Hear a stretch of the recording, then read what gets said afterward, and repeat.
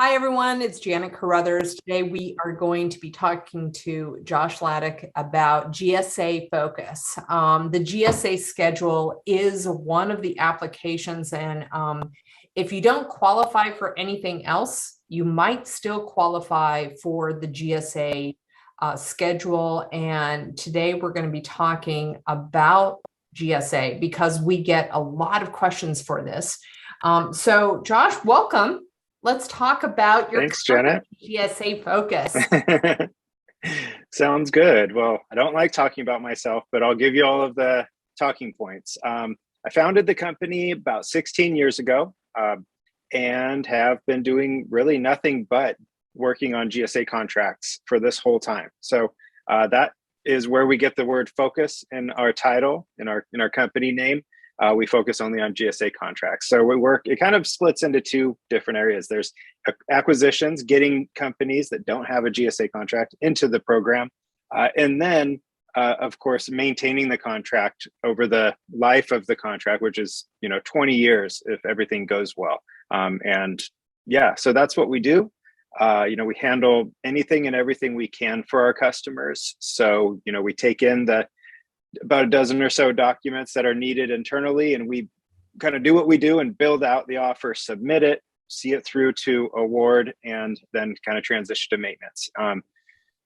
We've been doing, like I mentioned, 16 years. We're one of the only or few companies that guarantee what we do. So with our, we have a 98% success rate. So we, in those very rare cases where we're not able to deliver in the end, we issue a full refund. Fantastic. I operate out of Birmingham, Alabama. My customer base is everywhere, as you can imagine, a lot in the Beltway. And then, of course, California, Texas, all over the country. And then I have a few international customers as well. International companies can actually get a GSA contract. Okay. I'm trying to think if I missed anything there. I've got a team of 9, and we're very kind of technology and innovation focused. So we do things a little bit different than others, and we're always trying to kind of just work up new processes and systems and bring in technology and really try to get it done faster, better, serve our customers better. We've got almost 500 customers now, and I'd like to say most of them are very happy with us. And I think that's pretty close to the truth. You can't have 500 customers and have everybody happy. Some very true. Yeah, but yeah, we've got some great things going here. So that's a little bit about us. Okay, so what is the GSA schedule? What is it? Yeah. So I'm going to throw some acronyms out there. Okay. That's what we do when we work with the government. I mean, it's working with the government, right? So that means that there's going to be a lot of acronyms. Back in the day when I used to do some kind of like in-person seminars, I used to have a deal I would make with the audience. If I said an acronym and I didn't back it up with what it actually meant, then I had to do 10 push-ups. Oh my gosh. That kind of held me accountable. So yeah, I wouldn't do that. So the GSA program is basically it's an agreement or a contract between the government, U.S. government, and a contractor or a business or a vendor. It's what's called an IDIQ contract, indefinite delivery, indefinite quantity.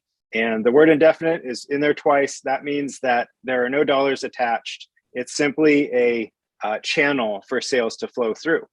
So if a company is awarded a GSA contract, they didn't just win an award of a actual, contract with business to be done and all that stuff. They actually just hammered out all of the terms and kind of just cleared the path for sales to flow through. So that kind of is like the definition from the perspective of a company, like, probably the people watching here. A GSA contract is really just a license to hunt. You could probably care less about the actual definition, and you probably care less about the process. You just want to know what are the benefits and what the GSA has to offer. It basically it's open to all agencies and even state and local government agencies can purchase through different programs. So all agencies buy off of the GSA. The GSA has systems to actually transact. So we have GSA Advantage, which is a really great system if you're a product-based company, because you can, just like Amazon.com, load your products up, and agency buyers can just whip out a credit card and they can transact their purchases. GSA eBuy is another system the GSA has, and it is kind of a bidding board or a bidding area. So it's exclusive to GSA contractors. If you don't have a contract, you won't get a login. If you don't have a login, you can't go in and view those opportunities. So those are the two really big systems. There are a couple others, but those are the ones that are basically, actively pushing and pulling business. And then, I mean, sometimes I like to talk about the third perspective, and that's from the buyer's point of view. So an agency buyer, they have a lot of work to do. They have a really hard job trying to purchase according to the FAR regulations, which is, very difficult, very large legal document.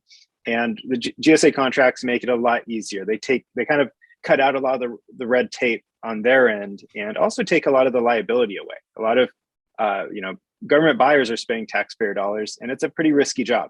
If they do something wrong, and then they could get in trouble. Using the GSA program strips away a lot of that liability, and basically makes it so that if something goes south, they can point at the GSA and say, well, I used the GSA. It's their fault, their problem. So that's basically all of it in a really big nutshell. Okay. Thank you. So what are the best companies that should, employ some of your services? I mean, is it going to be a product company? Is it going to be a service company? Could it be somebody that has never even worked in the government space? I mean, so what are your thoughts on that? Like if let's say I was a small business that has always catered to, retail markets like Amazon or Walmart, is it a good idea for me to look at the GSA schedule as something that GSA as part of being on their schedule? Yeah, that's a great question. It's definitely something worth looking into for any company. The first question really is if GSA has a category that fits what you sell. So GSA, there's a lot of misconception around what GSA is about. I've had it from both ends where people have said, well, GSA is just services only. I sell products. It's not for me, right? I'll say, no, it's for products. And then I've even had people say, well, we sell services. GSA is just products, right? It's just that GSA Advantage site. There's both. About 39 billion went through the GSA in 2021. Wow. And it's just gone up and up on average about, 6-7% every year. It just, the sales that flow through GSA grow. Mm-hmm. So there's a lot going in there. Products and services are both. About 75% of that goes towards service companies. Wow. So a lot of services have been purchased through GSA lately. And as you can imagine, IT is a big one. 75% of all GSA sales have been to IT companies within that category. So that's the very big category. If you're in the IT space, GSA is, going to be something worth looking into, just because there's almost definitely a category for you, and there's almost definitely a lot of opportunity there. The second one is professional services, which covers 6 or 7 different smaller categories like language services and business management and finance, marketing. There are a couple others that I'm missing there.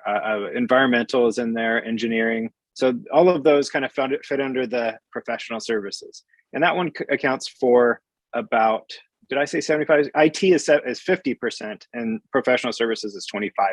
Okay. So those two make up 75% of what's going on with GSA. Okay.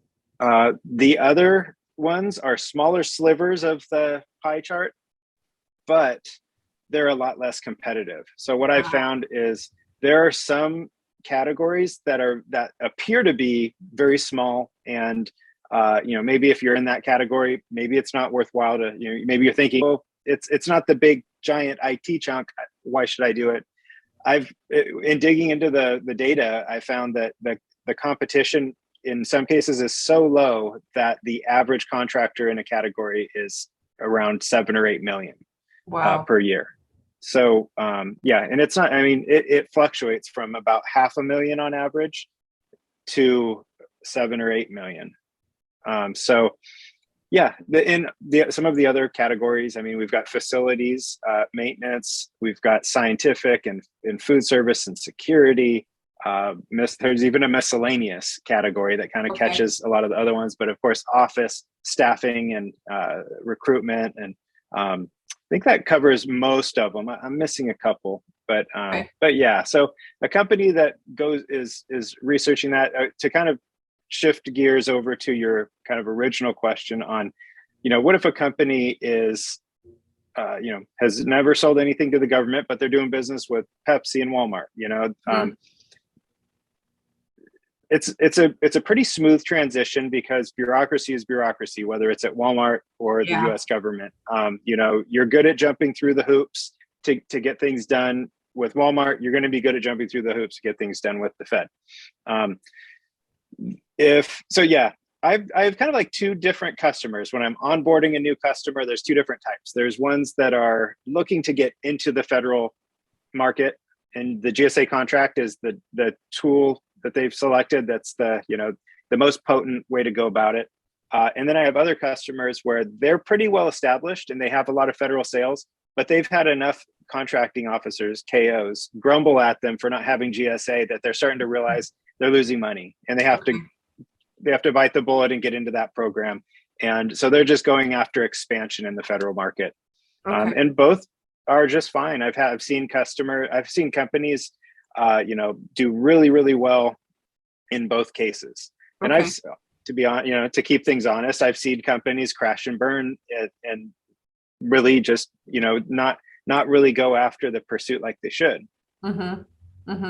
So would you say that generally the typical startup that hasn't even earned a single dime yet in corporate or government space, they probably should have some other contracts so they kind of get their business established, then go on to the GSA, or maybe have some other certifications, then go on to the GSA? Is that correct? Is that a correct statement or a correct path? About 3 months ago, it would have been, but things have changed. A while back, several years back, the GSA started to recognize that a lot of IT companies have the very specific skill set to bring the Fed up into the IT infrastructure place they were trying to get towards. And that the folks at GSA realized that there's this 2-year rule. You have to have 2 years in business to get into the GSA program. Then buyers can come and purchase through the GSA program, goods and services. So because this was coming up, the GSA actually started a new program called Startup Springboard, and it allowed innovative basically IT companies into the program through a side door. And just about 2 or 3 months ago, the GSA opened that Startup Springboard program up to all categories. So it's not just IT anymore. Any and all categories can go through that. Now, it kind of is its own thing. So you get rid of the 2-year rule, but you do also bring in a lot more baggage in other areas. So the GSA is still going to look at financials. If your financials are just a blank sheet of paper, then GSA can't do much with that. So you do have to have a little bit of, maturity with the company, enough to have some sort of financials. And, startups that are well-funded are in a good position because they have the financial strength that shows the GSA that they're not a risk. And then another really big advantage is a startup that is established enough to have a contract or a couple contracts that they've already fulfilled. So that basically makes it so a startup that, just started on Monday, isn't really going to be able to enter the GSA program and get things going. They're just going to get rejected and kind of kicked out the door. But a startup that has a couple customers, some good funding, and kind of has the ball rolling, a little bit of momentum, can now get into the GSA program before that 2-year mark. Okay. And so there's not like the SBA 8A where you can it's not like a waiver, it's an actual program called Startup Springboard. Correct. Yeah. I wish the SBA 8A actually had that program too, because that would be very beneficial rather than doing the 2-year waiver. So that's wonderful. That's great. Yeah. I'm glad it's kind of arbitrary, right? Yeah. I think, being an accountant, I think that strong financials are the core of any business, and you've got to have any business needs cash flow coming in, but you definitely need to have strong financials to be able to support that, because financials are the major part of the business, to figure. Money is what the whole reason why you're being self-employed as well. So, that's going to be important. And so, and you're right. And the GSA looks at that as kind of a risk assessment that a company is going to be around, because the GSA is putting their resources towards the review, and then they're putting continued resources year after year upkeeping the contract on their end. So they just want to make sure that a company is kind of somewhat vetted in that way. Okay.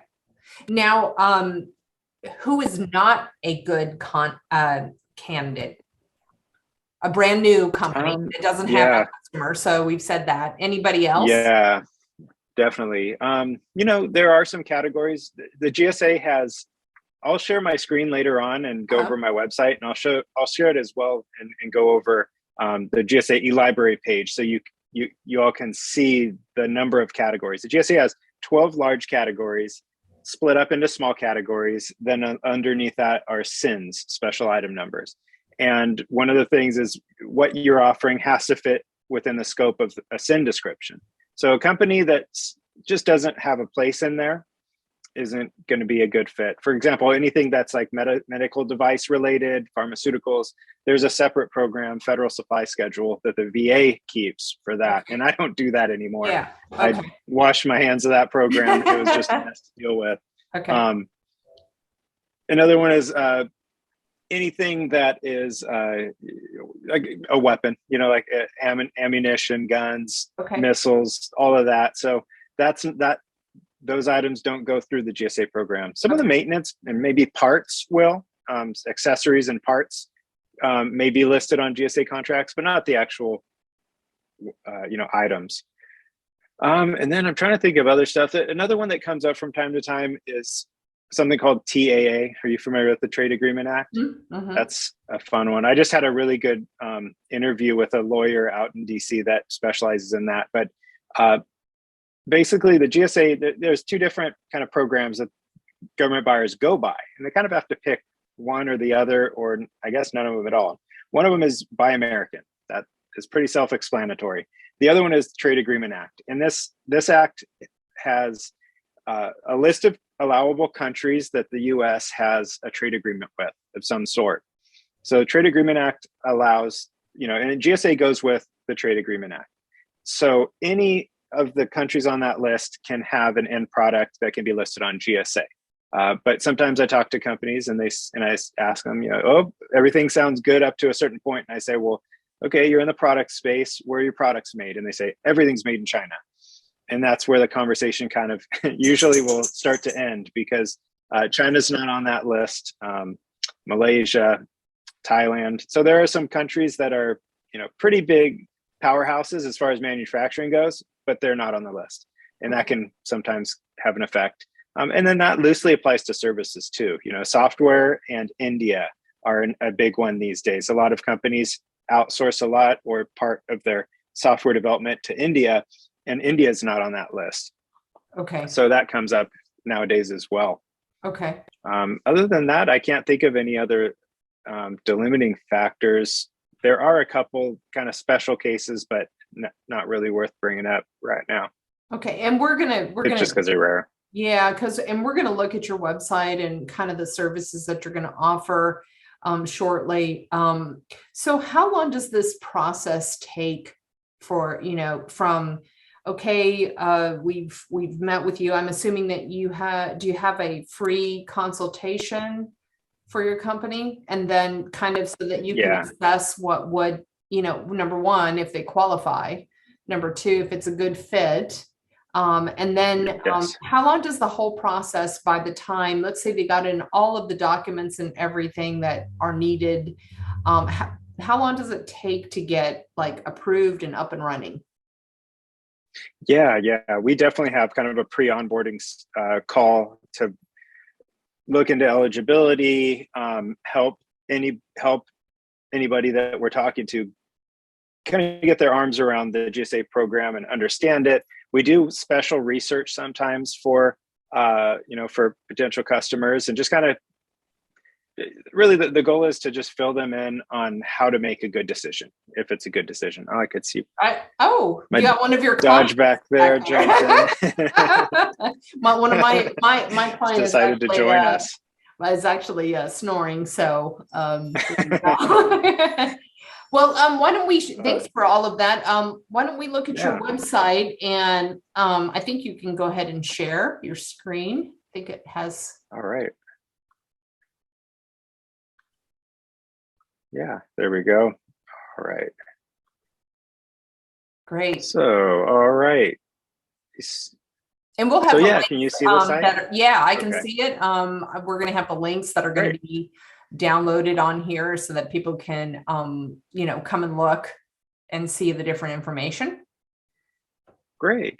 Well, yeah, this is the site. You can download the free resource pack. There's a free consultation, pricing, all that stuff, resources. We've got a very active blog, and put up new articles regularly. We're just starting to go very, very actively into YouTube videos. So a lot of stuff's about to get very visual. You can anybody can schedule a time to talk to Daryl. He's our sales manager, and he's always got a lot of openings ready to kind of talk you through eligibility or return on investment, any questions that anybody has. Another good resource, and a lot of people come here, my mouse isn't working so great, is our knowledge base, which I've put a lot of time over the years organizing and writing out a lot of the common answers that I know people want to hear. I think I'm about to change some stuff visually on that, but and then the other one, we just built out a customer center to help our customers get their bearings when they're starting, when their contract has landed, and they're kind of trying to figure out, okay, well, now what do I need to do? It's time to start marketing. It's time to kind of get some systems in place for compliance, all of that kind of stuff. Okay. And then, I think I'm going to try to do this. My mouse is not working super great. So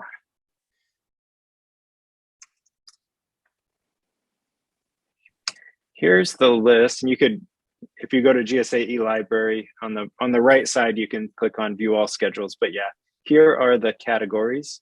Okay. So you could see there's facilities and furniture. Scroll there. Human capital, industrial. So I missed a lot when I was trying to name them all. Okay. IT, miscellaneous. So all of those. And if you scroll this page, you'll see just, most companies fit into one or several of these. So as far as meeting that, qualification requirement, usually not a problem. You can see there's a lot. This covers a lot of ground here. One thing I'm not seeing a lot of is actually construction. Yeah, GSA, that's its whole. That's a whole can of worms right there. Okay. Janet. GSA has facilities maintenance and repair. And that's kind of where so established structures. That's obviously that's all for established structures. When it comes to new construction, the GSA has something called the Brooks Act that is almost like a big wall that doesn't allow new construction folks into GSA. So they're pretty much stuck with the maintenance portion of it then. Yeah. So they're Okay. pretty much stuck with taking on the maintenance part. There's one little area in the engineering section that covers construction management. Okay. And that can go towards new construction, but it's kind of more in a consultation role Okay. than taking on. So like basically the Brooks Act, mandates no architect engineer services can enter into the GSA contract. And well, the funny thing is, the next door over from the GSA schedule program is public building services, which is also a department of GSA. And that's pretty much who handles all of that. So I think that's kind of the conflict that the Brooks Act was trying to, manage. Okay. But yeah, it's been a big thorn in my side for a while, a big thorn in a lot of construction companies' sides, because they're trying to use this program to kind of clear the path and find their way to some government sales, but they kind of get shut down by the Brooks Act. Yeah, yeah, because I was just noting. I mean, even if it was just smaller things like painting, smaller type of things. Yeah, and I mean there is painting in here. We keep going down, okay. So we're all the way to furniture already. There's roofing. So this roofing can and sometimes does go towards new construction, but they come on. And I mean, I don't know if it's just one of those things that you really have to go to get through into the program. Yeah, the roofing is the hardest contractor, the hardest offer to navigate, because there are so many just rules layered into it that there's just about the eye of the needle. It's like getting a camel through the eye of a needle trying to get a company into the roofing. And it's just rejection after rejection. But I've got a couple roofing companies, and I just got 2 or 3 of them approved. Just took a while. Yeah. Where did they go? Thought I saw painting used to be in here. They may have just removed it. Okay. I think they pared it back, but there's a facilities maintenance and management that covers HVAC, janitorial, so some really systems. Basic facilities type stuff is what they will do then. Yeah. I mean, my advice is, for a construction company, getting a GSA contract is not the best move. It's not a good move at all for you if you're looking to get new construction projects through GSA. It's not going to happen. Try to make inroads into the public building service department of GSA. That's the way to go. If janitorial or maintenance services is kind of the bread and butter of what a company offers, this is a great place for them. That's pretty much what it comes down to. Well, great. Well, can we go back to your website one more time? Sure. And then, so they would just click on free consultation, and they would get in touch with you or get in touch with Daryl and make an appointment. Yeah. Okay. Fantastic. Absolutely. Yeah. So schedule appointment. Anybody can reach Daryl directly by calling that and hitting extension 2.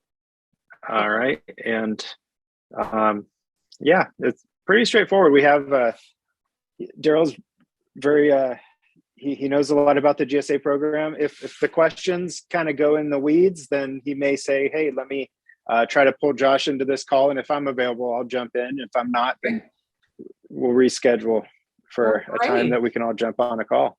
Wonderful. Well, I want to thank you for talking about this. I actually learned quite a bit that I didn't realize I didn't know. You don't know what you don't know. And I think that we do have a lot of clients that, might have a lot of different certifications, but are looking for the next level. And there are some clients who want GSA right away, and they haven't even earned their first contract yet, whether it's corporate or whether government. So, and I also, this is good knowledge for me to kind of coach them into the right, getting some more business and helping them with business development before they look at the GSA. But I was also really intrigued because I didn't know that state and local also use the GSA as well. So yeah, those are really helpful. Yeah, there are two programs that are good for that, and the biggest one is cooperative purchasing. That's what it's called, and it opens up the GSA program for IT and security services and products. So they can, and as far as I could tell, that's growing sales wise. And then the other one is just recovery and disaster contracts. Anything and everything can be purchased as long as it's through that kind of funding. So yeah, as you can imagine, it's kind of a funny flow. It's like federal contract or federal funds flow down to state and municipalities, and then they go through the GSA program and purchase emergency kits or emergency houses or whatever it may be, and yeah, so those are the two. I wish they would open it up more, but yeah. So every single GSA, anybody's on the GSA, they do need a sam.gov account. Is that they must be registered on sam.gov? That's right. Yeah. You can't submit. It's so SAM is tied to the actual GSA upload system. So if a company's not in SAM, then it's not even possible to get started with the upload. Sounds good. That was one of the questions that I do get asked quite a bit is, do I need to register on sam.gov? So yeah, that's step one. Definitely. Okay. Well, thank you very much for speaking with me today.